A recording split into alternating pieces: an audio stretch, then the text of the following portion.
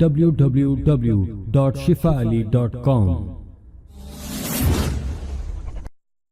shifaali.com की जानिब से मैं हूं मोहम्मद उमर हसन, और आज हम बात करेंगे क्या आज भी जादूगर, आमिल, सिफलीगर मौजूद हैं जो अपने अमलियात के ज़ोर पर नफ़रत को मोहब्बत और मोहब्बत को नफ़रत में बदल देते हैं, कारोबार को बांध कर इंसान को कोड़ी कोड़ी का मोहताज बना देते हैं, तलाक़ें दिलवा कर हंसते बसते घरों को उजाड़ देते हैं, तालों पर मंतर पढ़कर दिमाग मफलूज कर देते हैं। सिफली और काले जादू के हकीकी आमिलों और शोबदाबाजों में फ़र्क वाज़े है। शहर भर में अपनी दुकानें सजा कर बैठे आमिलों की कसीर तादाद जाली है, जो मुख्तलिफ शोबदे दिखाकर सादा लो अवाम को बेवकूफ़ बना रहे हैं। मसलन केमिकल्स के ज़रिए बग़ैर तीली के आग लगा देना, सिरिंज के ज़रिए लीमू का रस निकालकर फिर सिरिंज की मदद से दोबारा इसमें सुर्ख रंग भरकर लीमू से खून टपकता दिखाना, और इसी तरह के फजूल शोबदेबाजियाँ दिखाते रहते हैं। लेकिन इसके बरक्स असली आमिल और हकीकी सिफलीगर अपने आप को जाहिर नहीं करते। इस मामले में वो सख्त राजदारी बरतते हैं और हमेशा अपने काबिले इत्तमाद कारिंदों के जरिए ही भरोसे की पार्टियों से सौदा करते हैं। वो कभी किसी अजनबी शख्स के सामने एतराफ़ नहीं करते।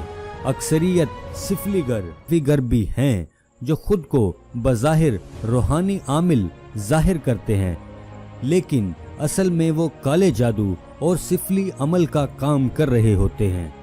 गाय, भैंस, बकरे या बकरी के दस्त यानी शानों की साबित हड्डी काले जादू और सिफली अमल में बुनियादी किरदार अदा करती है।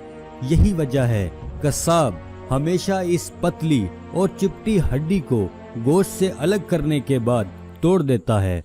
बंगाल का एक जादू ढाइया जो इंतहाई खतरनाक तस्वर किया जाता है।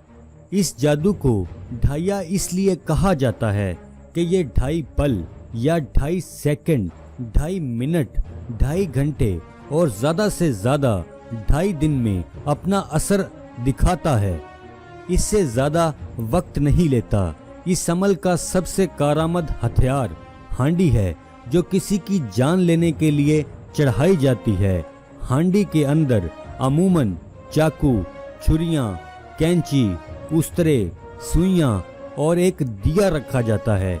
इस बारे में मशहूर है कि काले इल्म के जोर पर चलाया गया ये दिया इस कदर ताकतवर होता है, अगर कोई तूफान भी हो तो ये दिया जलता रहेगा जब तक कि ये मंजिले मकसूद पर ना पहुंच जाए। इसी तरह भानमती का जादू भी इंतहाई जानलेवा है। इसका तोड़ बहुत मुश्किल से किया जाता है। ये भी सिफली अमल की एक किस्म है।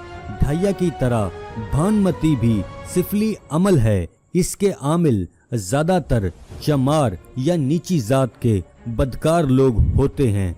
भानमती पुतले पर मंत्रों का चाप करके दुश्मन को नुकसान पहुंचाने के लिए किया जाता है, और आमिल कोसों दूर बैठकर पुतले के साथ जो सलूक करेगा इसका दुश्मन पर भरपूर अमल होता है। यहूदो नसारा का एक बड़ा तबका इसके सीखने और सिखाने में इंतहाई सरगर्म है। यहूदो नसारा ने हारूत व मारूत से जादू सीखकर उसी वक़्त से इसका गलत इस्तेमाल शुरू कर दिया था, जैसा कि कुरान करीम में इरशाद है, जिसका मफहूम है, और वो सीखते हैं इन दोनों से वो चीज़ें जिसके ज़रिए वो फूट डाल सकें शौहर और बीवी के दरमियान। और आज भी यहूदो नसारा इस शर्मनाक मकासद को पूरा करने के लिए जादू की भरपूर मदद लेते हैं। ये बात किसी पर भी मख्फी नहीं। यहूदियों ने ही जनाब रसूल करीम सल्लल्लाहु अलैहि वसल्लम पर जादू किया, और जादू को एक धागे की सूरत में 11 गिरह लगाकर इसको एक कुएं में डाल दिया। नबी करीम सल्लल्लाहु अलैहि वसल्लम पर कुछ दिन इसका असर रहा। جس کی وجہ سے آپ کو بہت پریشانی کا سامنا ہوا۔ بالآخر رحمت خداوندی دستگیر ہوئی اور آپ جناب رسول کریم صلی اللہ علیہ وآلہ وسلم کو خواب میں وہ کنواں دکھا دیا گیا جس میں سحر کر کے گروہوں کو باندھا گیا تھا، ساتھ ساتھ اس کا توڑ یعنی سورۃ الفلق اور سورۃ ناس بھی سکھا دی گئی۔ نبی کریم صلی اللہ علیہ وآلہ وسلم اس کنویں کے پاس تشریف لے گئے، اس دھاگے کو نکال کر قرآن کریم کی ایک آیت پڑھتے جاتے اور ایک گرہ کھولتے جاتے، یہاں تک کہ تمام آیات کو ختم ہوتے ہی سب گرہیں کھل گئیں۔ آپ صلی اللہ علیہ وسلم پر سحر کا اثر بالکل ختم ہو گیا۔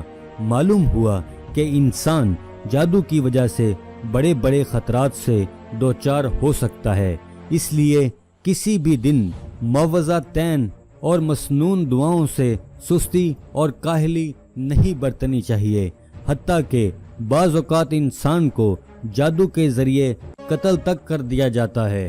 کالے جادو کرنے والے ایسے بھی ہوتے ہیں جو جیتے جاگتے انسان کو موت کی نیند سلا دیتے ہیں۔